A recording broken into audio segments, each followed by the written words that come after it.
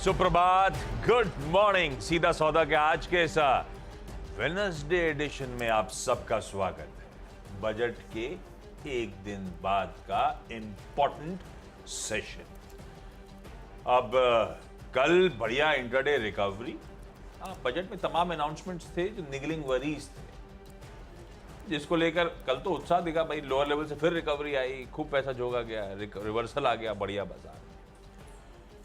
पर आज भी देखते हैं क्या बजट के बाद कल के इंट्राडे रिकवरी और तूल पकड़ती है नहीं पकड़ती। गिफ्ट निफ्टी ऐसा नहीं कह रहा, गिफ्ट निफ्टी कह रहा आज फिर पसती रहेंगे भाई साहब। थोड़ा सा कंसोलिडेशन टाइप मूड है, और ये कंसोलिडेशन टाइप मूड हल्के लाल निशान में पूरी दुनिया में कामकाज हो रहा है। वो जो पिच आएगी, स्टेडियम, ग्राउंड, क्राउड सब दिखेगा आपको, और असल में पिच है कैसी आज की, उस पर डिटेल में चर्चा होगी। क्लाउडी तो है खैर मुंबई का वेदर, ये है आपके सामने खचाखच भरा स्टेडियम, और ये तो पिच वहां पे दिख रही है। हम लोग जाएंगे नहीं क्या पिच पे आज?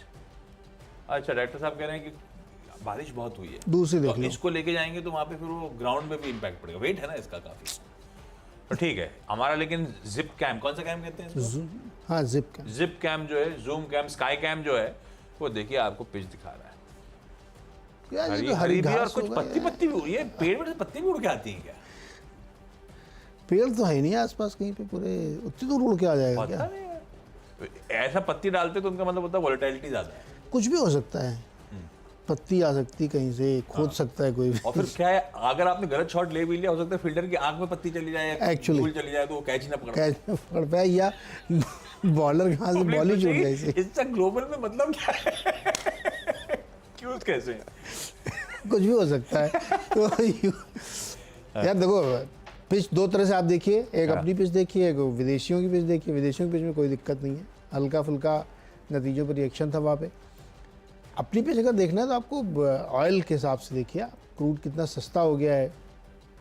अच्छा, ऑयल कंपनीज के लिए बढ़िया है, देश के लिए बढ़िया है।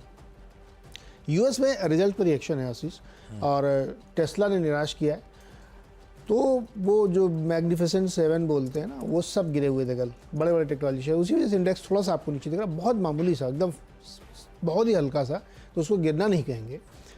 लेकिन S&P या वहाँ पे जो कंपनी रिजल्ट पेश कर रही हैं, अभी तक के नतीजों से निराशा नहीं है, बीट कर रहे हैं वो सब, तो अभी तक तो कोई चिंता नहीं है। अब और ज़ोर पकड़ेगा वहाँ पे नतीजे, जब ओल्ड इकॉनमी वाले आएंगे तो देखते हैं वहाँ से कैसे आते हैं। तो इसलिए वहाँ बहुत निराशा नहीं है।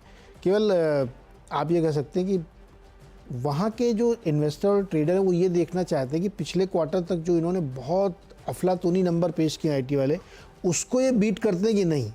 तो अभी तक जो नंबर आ रहा है उसमें कहीं कहीं कंसर्न दिख रहा है।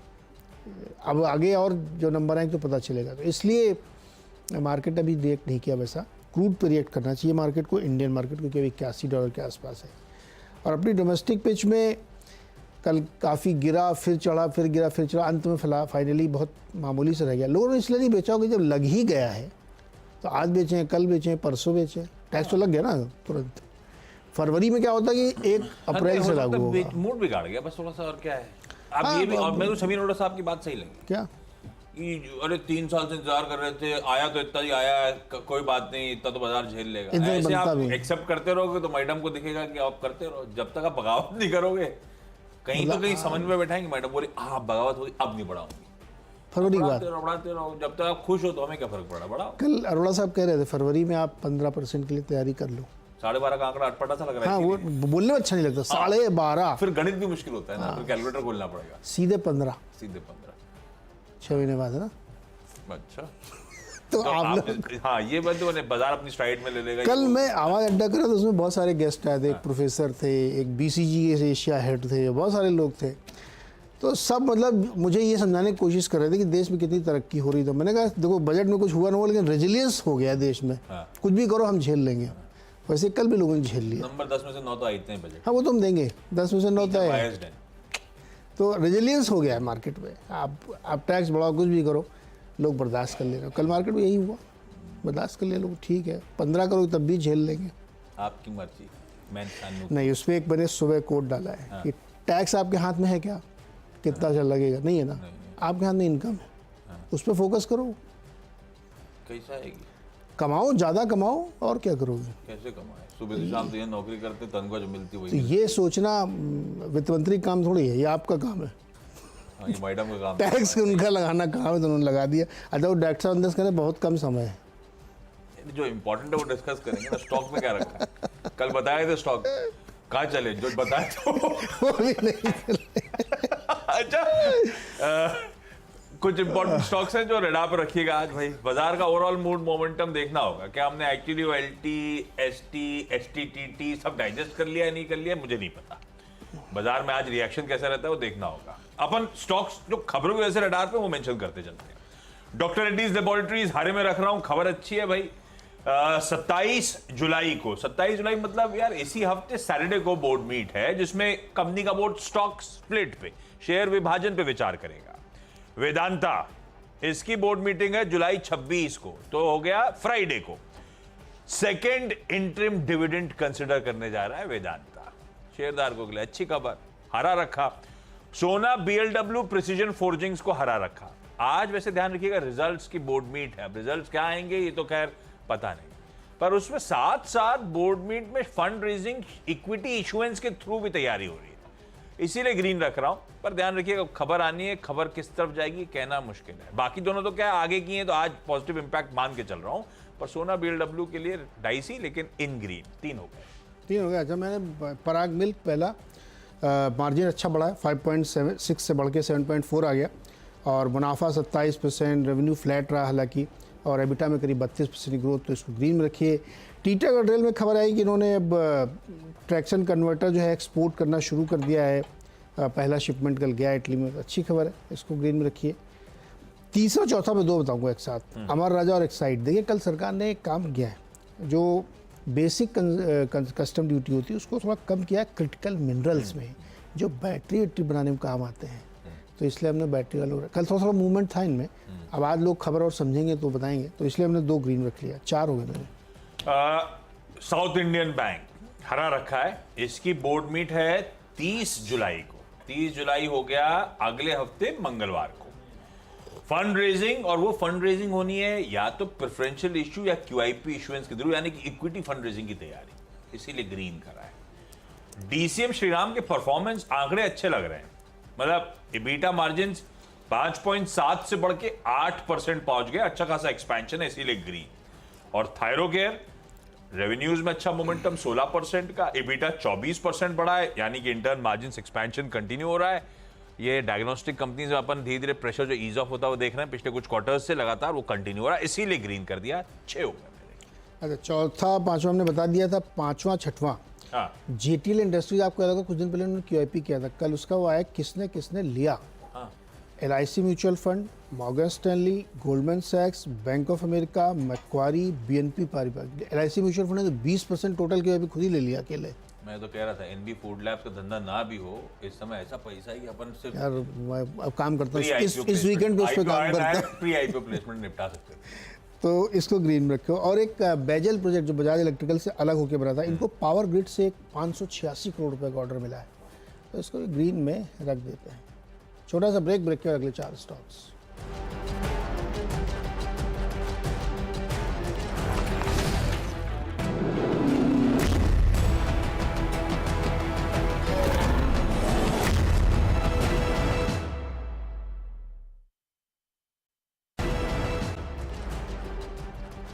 स्वागत है एक बार फिर से, और अब अगले जो 4 स्टॉक है फटाफट बताता हूँ आपको।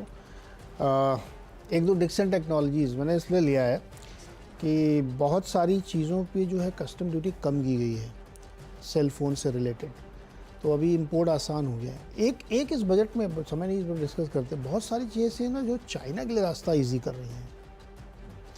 तो वो आपकी जो इकोनॉमिक सर्वे था उसमें वो कह रहा था कि आप बजाय चाइना से माल लेके उसको वैल्यू ऐड करके बेचो, इससे अच्छा चाइना उनको यहाँ बनाने दो। करो। हाँ उनको यहाँ बनाने दो, उनको यहाँ बनाने दो। तो इस ऐसे बहुत सारे बेसिक कस्टम ड्यूटी वाला अगर आप पार्ट पढ़ेंगे ना बजट का तो आपको समझ में आएगा, इसलिए डिक्सन को मैं रेड में रख रहा हूँ। बजाज फाइनेंस के नतीजे अच्छे हैं, सबको बहुत पसंद आए हैं, और मुनाफा भी बढ़ा है, एनआईआई 25% है, एयूएम बढ़ा, लेकिन मार्जिन 23 बेसिस पॉइंट गिरे हैं। 13 बेसिस पॉइंट इसलिए क्योंकि कॉस्ट ऑफ फंड बढ़ गया है, और 10 बेसिस पॉइंट इसलिए क्योंकि एयूएम का कंपोजिशन इस तरीके का है। तो मुझे लगता है इसलिए कल मार्केट शायद रिएक्ट भी किया होगा, लेकिन मैं इसको रेड में रख के चल रहा हूँ। हालांकि ब्रोकरेज रिपोर्ट बहुत बुलिश है इसमें। नाइन्थ स्टॉक है सेनको। अब ये यार सोने वाली कंपनियों के लिए तो भाई देखो चांदी हो गई है, अभी कल भी रिएक्शन हुआ, अब चलेगा। कंपनियों के लिए चांदी तो नुकसान हुआ ना। क्यों नुकसान हुआ? सोने वाली कंपनी के लिए चांदी वो चांदी बेचते हैं और दोनों में ड्यूटी घटी है। सोने वाली कंपनी के लिए डायमंड हो गया। पता दोनों में ड्यूटी घटी है। अभी चांदी के जो यूजर इंडिया में कमर्शियल पर यूजर, इनके पास जो गोल्ड कंपनी का जो होल्डिंग्स हैं वहाँ पे नुकसान झेलेंगे। इन्वेंट्री लॉस नहीं, मैंने पूछा कल ज्वेलर से, मैं उसी समय पूछा, किसी ने ट्वीट किया था तो उसने कहा भाई हम लोग एक हफ्ते ज़्यादा इन्वेंट्री बनाते नहीं, हज रहता हमारा, तो हमें कोई, हाँ जस्ट इन टाइम। तो आप टीवीजी का स्टॉक देखिए क्या भागा है कल। तो सेनको को मैं रख रहा हूँ, कंपेरेटिवली ये सस्ता है टाइटन के मुकाबले, इसलिए मैं इसको रख रहा हूँ इसको ग्रीन में। और 10वां स्टॉक होगा तेजस। वो टेलीकॉम इक्विपमेंट पे भी ड्यूटी बढ़ा दी गई है, तो डोमेस्टिक को फायदा हो करने के लिए। हाँ, तो 10 हो गए मेरे। अच्छा, आज थोड़ा हट के थोड़ा सा हो गया है डिविडेंड और कैपिटल एप्रिसिएशन दोनों का प्ले। कल फाइनेंस, मैं सारे रीट्स मेंशन करने जा रहा हूँ, रियल एस्टेट इन्वेस्टमेंट ट्रस्ट। हालांकि वो इंफ्रास्ट्रक्चर इन्वेस्टमेंट ट्रस्ट के लिए भी सिमिलर है, पर मैं रीट्स लेके चल रहा हूँ। कल फाइनेंस मिनिस्टर का स्टेटमेंट क्या था जब वो स्पीच दे रही थी कि आई प्रपोज कि सारे listed financial assets held for more than a year उनको हम लॉन्ग टर्म क्लासिफाई करेंगे। अनलिस्टेड फाइनेंशियल एसेट्स और सारे नॉन फाइनेंशियल एसेट्स का होल्डिंग पीरियड 2 साल या उससे ज्यादा का होगा लॉन्ग टर्म क्लासिफिकेशन के लिए। लिस्टेड फाइनेंशियल एसेट्स तो भाई स्टॉक्स की बात हो रही थी, पर सिर्फ स्टॉक की थोड़ा ना, रियल एस्टेट इन्वेस्टमेंट ट्रस्ट भी लिस्टेड है इस देश में, इंफ्रास्ट्रक्चर इन्वेस्टमेंट ट्रस्ट भी लिस्टेड है। तो उनके लिए जो होल्डिंग पीरियड लॉन्ग टर्म के लिए पहले 36 महीना था, 3 साल, अब एट पार ले आए स्टॉक्स के साथ, तो मतलब सिर्फ 12 मंथ का होल्डिंग पीरियड हो गया है लॉन्ग टर्म क्लासिफिकेशन के लिए। अच्छी खबर है, सारे रीट्स के लिए अच्छी खबर है। 4 लिस्टेड रीट्स हैं, चारों मेंशन करता हूं, पर यह ध्यान रखिएगा वो कैपिटल एप्रिसिएशन हल्का फुल्का, ज्यादा वो डिविडेंड डोल आउट्स या जो एंजॉय आप यील्ड्स करते हो उसके लिए ज्यादा जाने जाते हैं। Brookfield India real estate trust, ये 10 मिलियन स्क्वायर फीट से ज्यादा का कमर्शियल पोर्टफोलियो गुरुग्राम, नोएडा और कोलकाता में। एम्बेसी ऑफिस पार्क रीट्स, जिसे बेंगलुरु का जो एम्बेसी ग्रुप डेवलपर है और साथ साथ ब्लैकस्टोन मेरे ख्याल से जॉइंटली स्पॉन्सर करते हैं। 30 million square feet commercial real estate assets, जिसमें 7 ऑफिस पार्क्स और 4 ऑफिस बिल्डिंग्स हैं बेंगलुरु, मुंबई, पुणे और नोएडा में।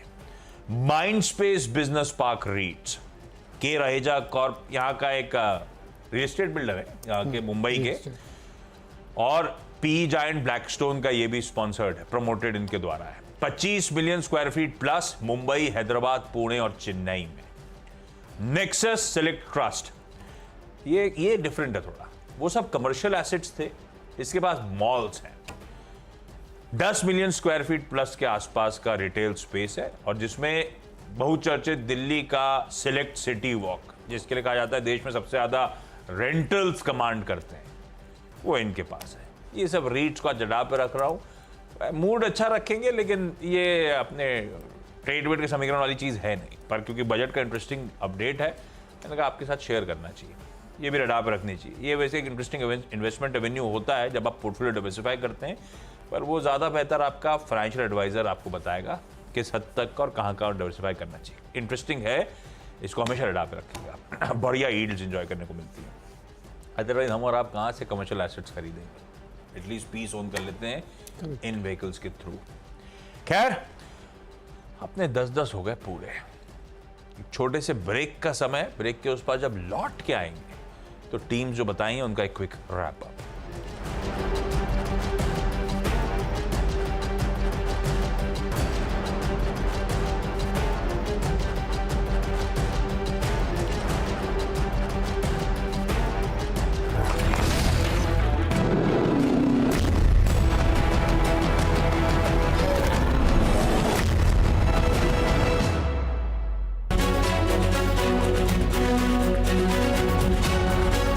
भाषण में सीएनबीसी आवाज का डंका।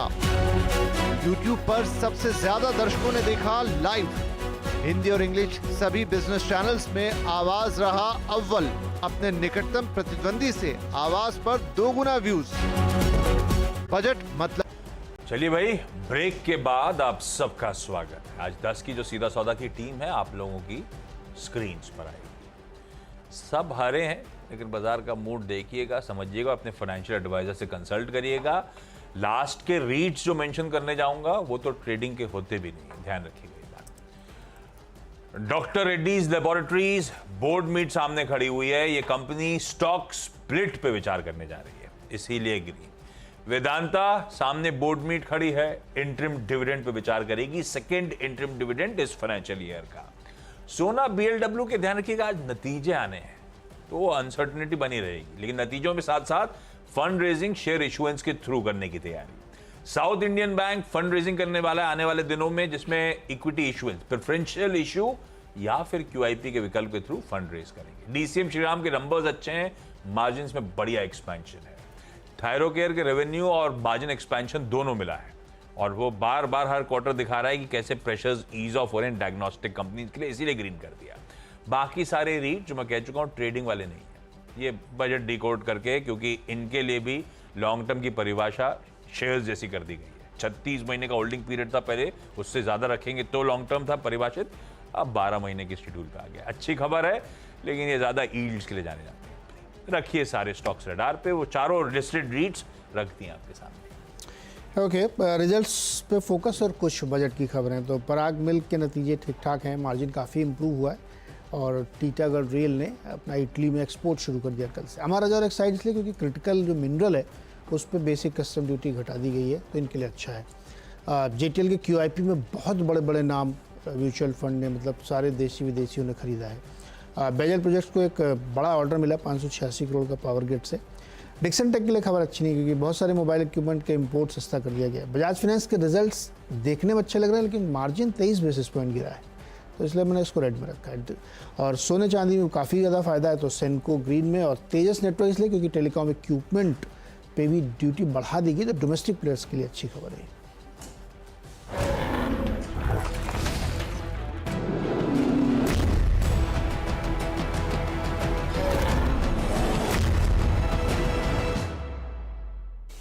चलिए भाई, मुनाफे की तैयारी, और अब तक बजट आपने ठीक ठाक से पढ़ लिया होगा, रात भर में सब कुछ डाइजेस्ट कर लिया होगा, और अब क्या करना आपको ये आपने सोच भी लिया होगा। इसमें और मदद करने के लिए ये शो है आपका। गुड मॉर्निंग अनुज, आप सब कुछ समझ गए होंगे लोग। जी गुड मॉर्निंग आशीष, गुड मॉर्निंग। आज सुबह थोड़ा सा आँख खोलना थोड़ा मुश्किल हो रहा था, कल काफ़ी लंबा दिन था। कल तो वो एड्रेनलिन रश होता है तो हम खैर कर लेते हैं। उसके बाद कल मैं एक्चुअली फिजिकली के साथ साथ पता नहीं क्यों ऐसे दिनों में आप मेंटली भी बहुत एग्जॉस्ट हो जाते हैं। तो बहुत जाते हैं, वो आपको उस दिन नहीं पता चलता, लेकिन फिर बाद में पता चलता है। बाद में रियलाइज होता है। अच्छा, मैं एक बजट के बाद एक छोटा सा एक गैदरिंग टाइप की होती है बड़े बड़े मार्केट इनके इन्फ्लुएंशियल लोगों की, तो उसमें मैं गया था। तो एक चीज़ क्लियर निकल कर आ रही है कि वो पिक्चर आई थी ना नसीरुद्दीन शाह की वेंसडे, जो मैंने बार बार जिक्र किया, जिसका कल भी जिक्र किया था, उसमें बहुत अच्छी चीज़ बोलते हैं कि हम मिडिल क्लास के पास और कोई ऑप्शन नहीं है, हम एडजस्ट कर लेते हैं, मार्केट एडजस्ट कर लेगा। बहुत सिंपल चीज़ है। और वैसे भी मार्केट बूमिंग स्टॉक मार्केट है, और जो मेरी कॉन्वर्सेशन से निकल कर आया, कल हमने एक कॉन्वर्सेशन भी की थी, 4 बजे एक शो भी किया था, और इवन जो ऑफलाइन कॉन्वर्सेशन जो मेरी हुई हैं, एक कॉन्वर्सेशन में जो निकल कर आ रहा है कि मार्केट इसको एक्सेप्ट कर लेगा, टैक्स को एक्सेप्ट कर लेगा, और आपको उसको आगे मूव ऑन करना पड़ेगा बेसिकली।